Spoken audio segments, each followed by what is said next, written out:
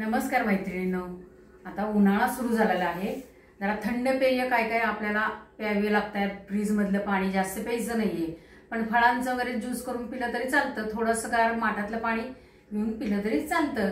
आता उन्हाळ्यात सुरू झाल्यामुळे मंडईमध्ये कैऱ्या चांगल्या मस्तपैकी यायला लागल्यात, मोठ्या लहान अशा पद्धतीच्या। तशातल्याच मी 2 कैऱ्या आणल्या।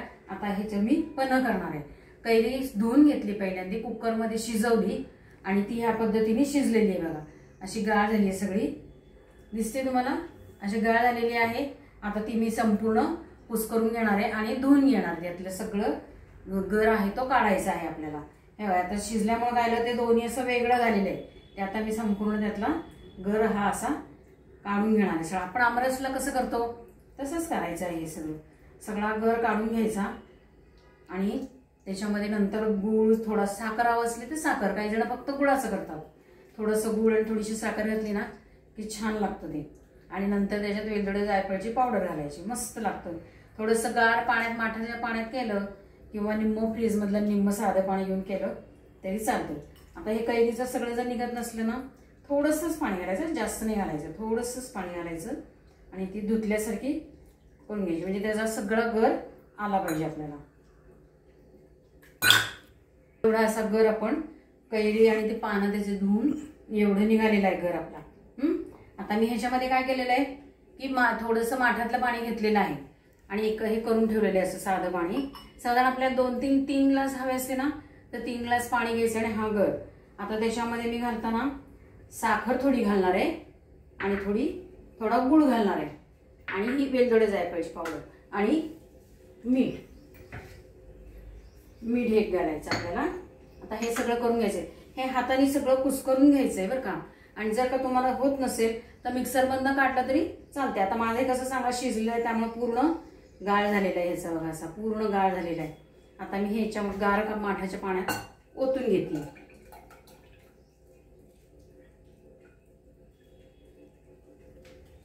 आता हा मी सगळं ओतून घेतलेला आहे।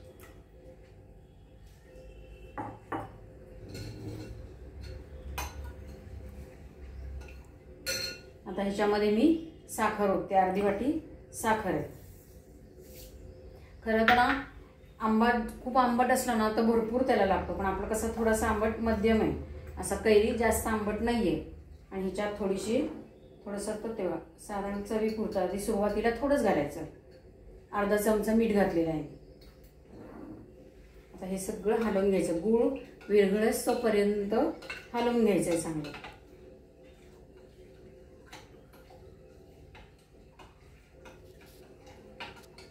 साखर विरघळून घेते मी।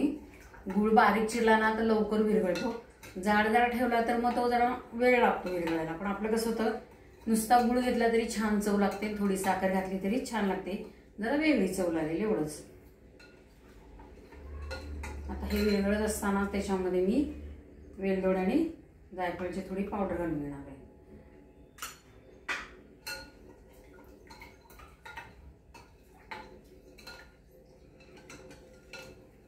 थोडा वेळ फ्रीज मध्ये ठेवून नंतर आता हळदी कुंकाचे दिवस आहेत ना, चैत्र गौर वगैरे बसते त्याला डाळ, आंब्याची डाळ आणि हे पन्ह वाटलं जातं हळदी कुंकूच्या वेळेला।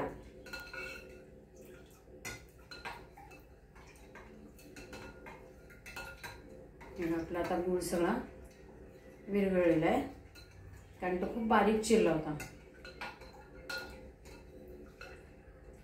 आता अशा पद्धतीने आपलं गूळ आणि साखर सगळं विरघळलेलं आहे। त्यात थोडंसं मीठ कमी होतं, मी परत थोडा अर्धा चमचा मीठ घातलेलं आहे, चव बघायची मधनं। आता हे मी दाखवते ओतून तुम्हाला।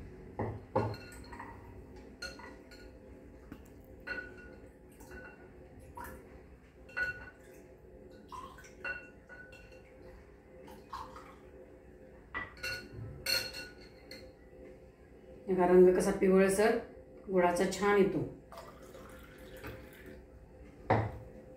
तुम्हाला हवं असलं तर हे गाळून घ्या, जर तुम्हाला नको असलं, कैरीचं जी केसर असतात ना थोडीशी बारीक बारीक, ती तोंडात आली की त्याचा शरीरावर चांगला परिणाम होतो, म्हणून शक्यतो गाळून पित नाही। पण तुम्हाला नाही आवडत तर गाळून प्या। आता त्यात मी बर्फाचे क्यूब्स घालते थोडेसे, म्हणजे छान दिसतात ते आणि थोडं थंड होईल आणखी। अशा पद्धतीने आपलं पन्ह तयार झालेलं आहे.